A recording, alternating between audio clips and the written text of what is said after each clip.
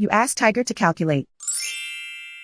This deals with finding the midpoint between 2 points. The midpoint between the 2 points is -51.5, -25.5. Let's solve it step by step. Plot the 2 points and calculate the midpoint using the formula. The coordinates of point 1 are, x1 equals -15, y1 equals -60.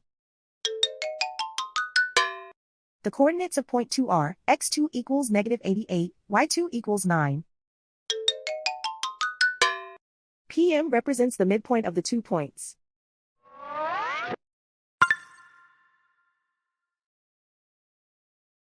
Use the x values in the midpoint formula to find the midpoints x. x1 equals -15. x2 equals -88. Simplify the arithmetic.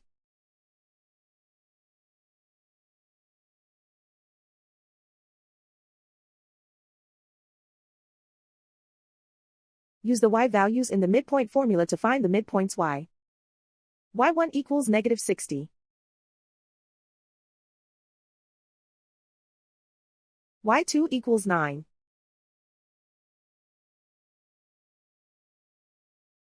Simplify the arithmetic.